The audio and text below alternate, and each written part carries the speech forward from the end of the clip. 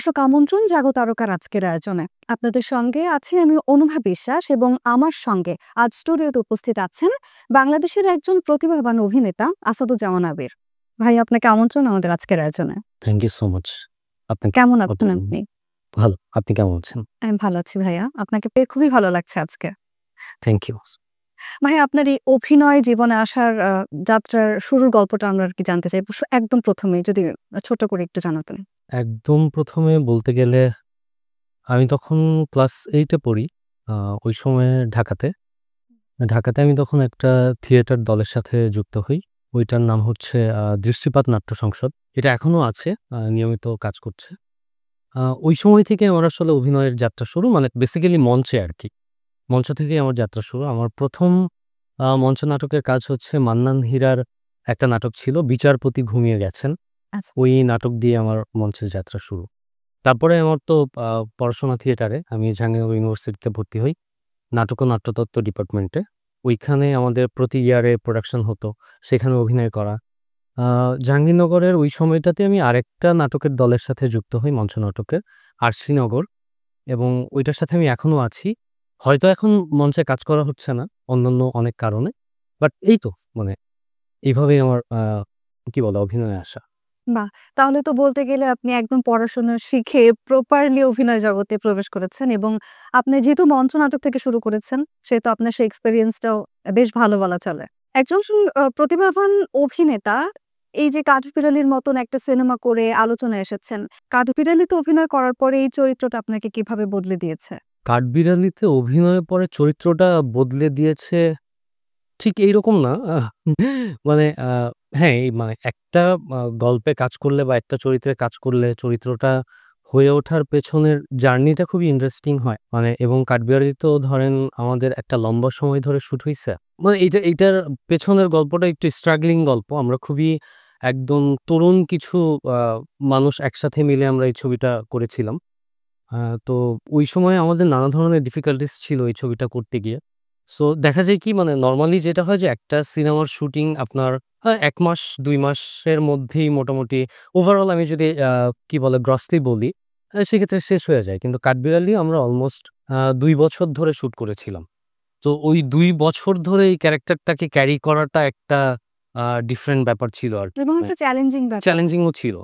So ওইটা একটা interesting journey ছিল। কিন্তু ওইটার কারণে আমার ব্যক্তি জীবনে বা পরবর্তী জীবনে অনেক কিছু বদলে গিয়েছে। ব্যাপারটা ঠিক এরকম না এরকম আরকি। না, আচ্ছা।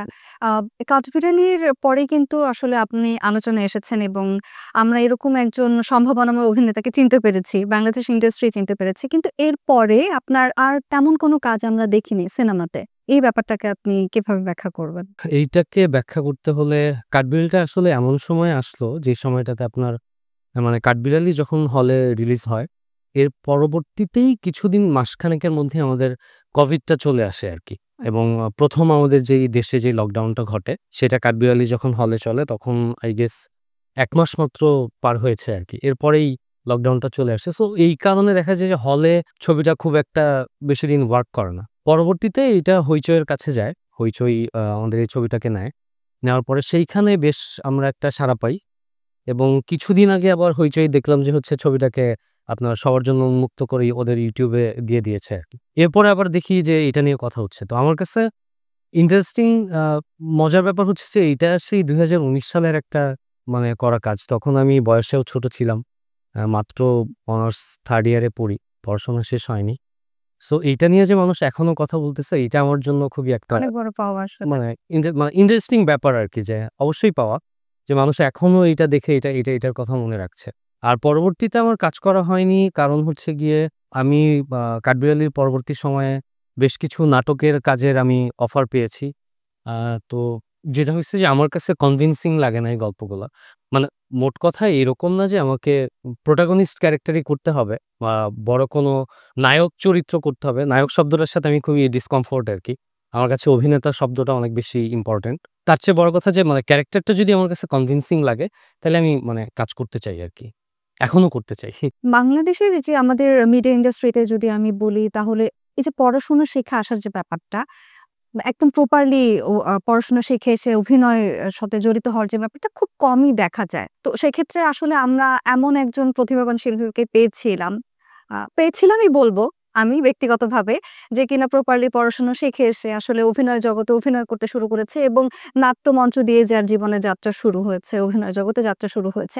এমন একটা শিল্পীকে কি আমরা প্রপারলি ইউজ করতে পারলাম না? বা আমি ব্যক্তিগতভাবে জানতে চাইবো এটা যে এমন কোন স্ক্রিপ্ট কি আপনার কাছে পৌঁছায়নি বা আমরা কি আপনাকে সেভাবে কনভিন্স করতে পারিনি? না, ব্যাপারটা ঠিক এরকম না। মানে আমার নিজেরও এখানে এক ধরনের কি বলে ব্যাকফুট আছে আরকি সেটা বলতে গেলে।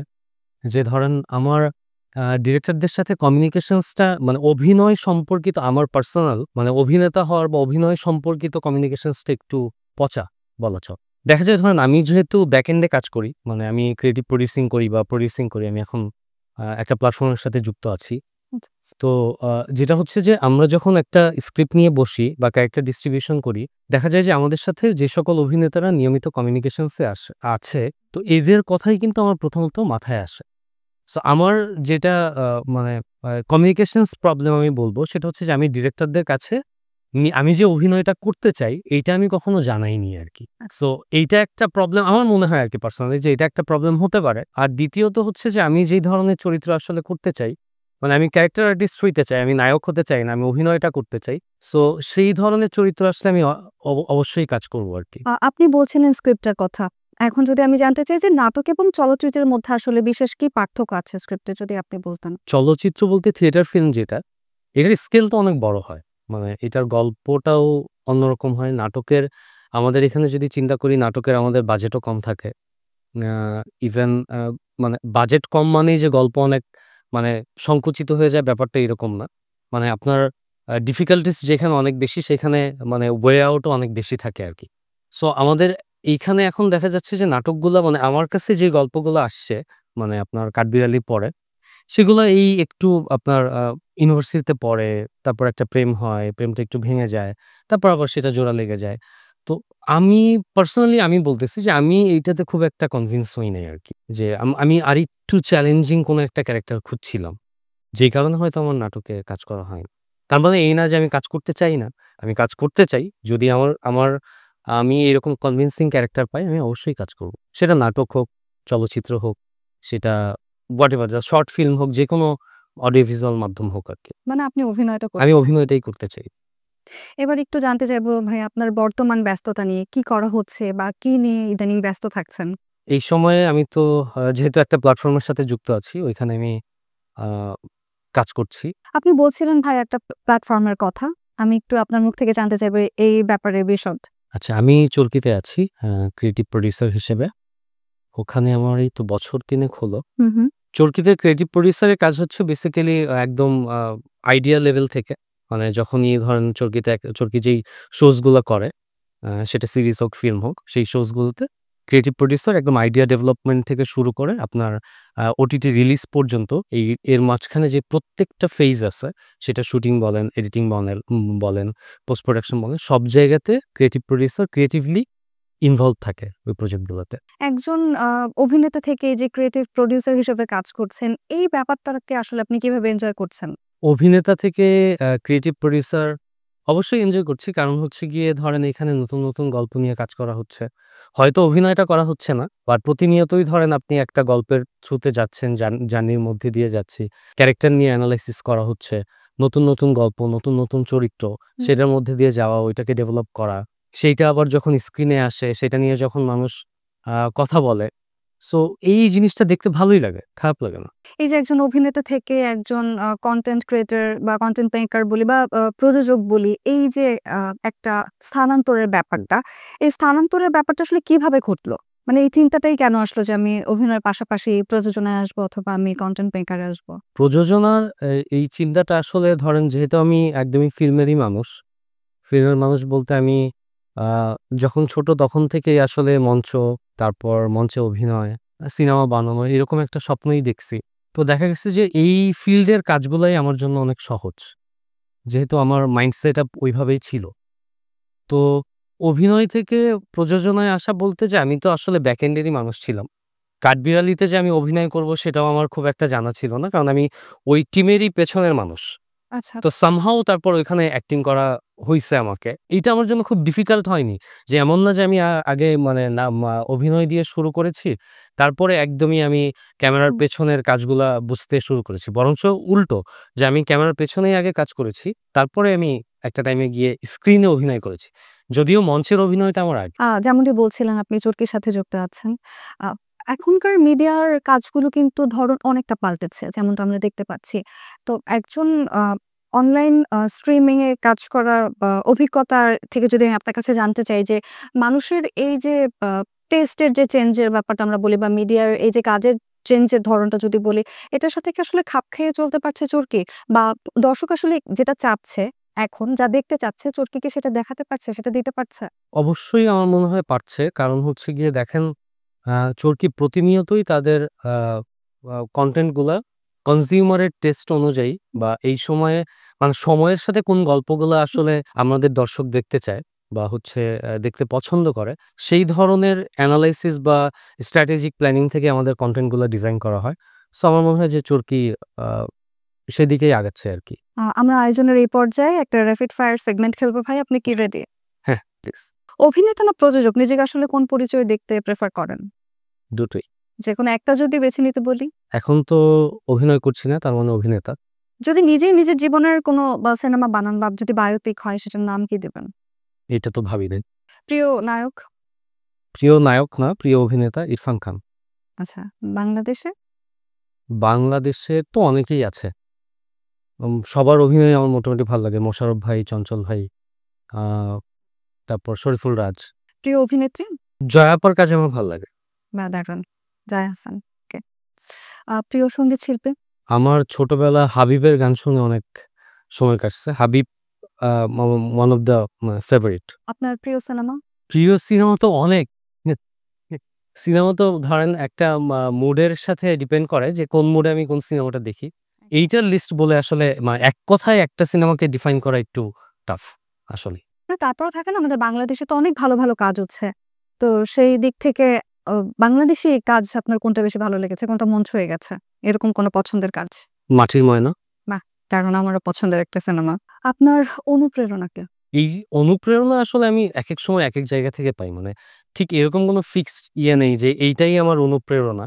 ধরেন চলার পথে কাজের ক্ষেত্রে যেখানে ডিফিকাল্টিস আসে সেখানে কোনো একটা বই থেকে কখনো অনুপ্রেরণা আসে, আবার কোনো একটা সিনেমা থেকে আসে, কোনো একটা গান শুনলেও আসে। এইটা আসলে মানে নির্দিষ্ট করে বলাটা একটু মুশকিল। যে আমার এইটাই শুধু অনুপ্রেরণা, এরকম না। আমি এখন কিছু অভিনেতার নাম বলব। যারা বর্তমান সময়ে বাংলাদেশে কাজ করছে হুম, এবং আপনি তাদের ব্যাপারে এক লাইনে কিছু বলবেন। যেকোনো একটা বিশেষণ দিবেন তাদের। ওরে বাবা! ডিফিকাল্টিস। একদম ডিফিকাল্ট না। খুবই সহজ। খুব আচ্ছা আমরা শুরু করি তাহলে। শাকিব খান, সুপারস্টার, মেগাস্টার, আফরান নিশো, ভালো অভিনেতা, শরীফুল রাজ, ডেডিকেটেড অ্যাক্টর, পরিমণি, ভালো অভিনেত্রী, সিয়াম আহমেদ, ভালো অভিনেতা, আরিফিন শুভ, দাপুটে অভিনেতা, চঞ্চল চৌধুরী, লিজেন্ডারি অভিনেতা, মোশাররফ করিম, লিজেন্ডারি অভিনেতা, জয়া আহসান আপা। আ শ্রদ্ধেয় এবং আ খুবই ভালো অভিনয় করেন। আপনি বলছিলেন যে হাবিবের গান শুনতে খুব পছন্দ করেন ভাইয়া। এছাড়াও আর কি ধরনের গান আপনার শোনা হয়? আমি একটু আ আমার একটু ফোক ধরনের হচ্ছে গান পছন্দ। সেটা বাংলাদেশে বলেন, অন্য কোনো দেশে বলেন। আমি একটু ফোক প্যাটার্ন এর গানই শুনি আরকি। এটা আমার টেস্ট আরকি। গুনগুন করে তো গাওয়া হয় নিশ্চয়ই তাহলে মাঝে মধ্যে? আমি শিল্পী না, আমি একদমই গাইতে পারি না। তবে গাওয়া হয়। হ্যাঁ, মানে নিজে, নিজে একা, একা তো গাওয়া হয়ই। সবারই হয়। আমরা তাহলে ২ লাইন তো আজকে শুনতেই পারি। আমাদের দর্শকরা তো শুনতেই পারে। আমি তো গান গাইতেই জানি না। হ্যাঁ, আচ্ছা চেষ্টা করে দেখি। আপনার সিনেমার একটা গান কিন্তু খুবই জনপ্রিয়। আমরা যেমনটা জানি যে 'নয়া গাঙের পাড়ে'। এই গানটা কি শুনতে পারি ২ লাইন? আপনার কণ্ঠে। শুনতেই পারি। নয়া গাঙের পাড়ে গো বিরিক্ষ, বিরিক্ষের চিরল, চিরল পাতা। কে তুমি সুন্দর কন্যা, আহা তোমার মুখে নাই কেন কথা। বাতাসে কাঁপিছে কন্যা, আহা তোমার পটের বসন খানি, দূরের পানে চাইয়া লোকন্যা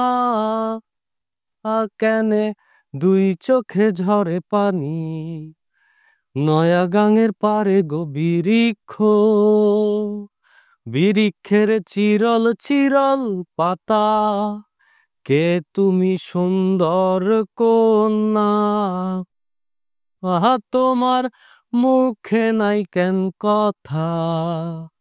আমি গাইতে পারি না একদমই। অসাধারণ গান করেন, অসাধারণ গান করেন। কি বলেন আপনি গাইতে পারেন না? খুব সুন্দর গান করেছেন ভাইয়া। আমরা যেমনটি জানি যে আপনি কিন্তু অসাধারণ একজন অভিনেতা। বাংলাদেশের একজন প্রতিভাবান অভিনেতা। এরকম কয়েকটা লিস্ট করলে আপনার নাম অবশ্যই থাকবে। তো সেক্ষেত্রে আমি একটু জানতে চাইবো যে বাংলাদেশে যারা আসলে মিডিয়া ইন্ডাস্ট্রিতে কাজ করতে চাচ্ছে বা নতুন যারা আগ্রহ যাদের মিডিয়াতে কাজ করার, অভিনয় করার এবং প্রযোজনায় আসার সেই তরুণদের উদ্দেশ্যে আপনি কি বলতে চান? ফোকাসিংটা একটু ঠিক রাখা যে আমি আসলে এটাই করতে চাই। সেটা অভিনয় হোক বা ফিল্ম মেকিং হোক। সো ফোকাসিংটা ঠিক করে ওই অনুযায়ী নিজেকে তৈরি করা এবং সেই অনুযায়ী আগানো। এইটা অনেক বেশি ইম্পোর্টেন্ট আমার মনে হয়। বাহ! আপনি যেহেতু এখন প্রযোজনার সাথে যুক্ত আছেন, আমি একটু জানতে চাইবো যে আপনি আসলে নিজেকে আগামী ১০ বছর পরে এই প্রযোজনার ক্ষেত্রে কোথায় দেখতে চান? প্রযোজনার পাশাপাশি আমি নিজের ছবিটাও বানাতে চাই, মানে পরিচালক হিসাবে। তো আগামী ১০ বছরের মধ্যে নিশ্চয়ই আমি আমার ছবিটা বানাবো। এটাই আমার গোল। সামনের গোল আরকি। বাহ! দারুণ। শুভকামনা ভাই আপনার জন্য। Thank you so much. আপনাকেও।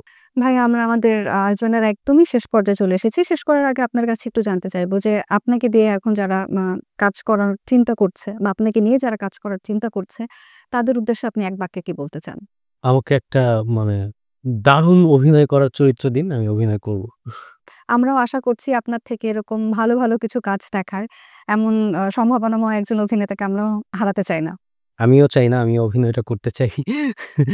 যদি কনভিন্সিং হয়। একদম। আপনাকে অসংখ্য ধন্যবাদ এত ব্যস্ত সময়ের মধ্যে আমাদেরকে একটু সময় দেওয়ার জন্য ভাইয়া। Thank you so much. আপনাকেও ধন্যবাদ। দর্শক এই ছিল আমাদের আজকের আয়োজনে।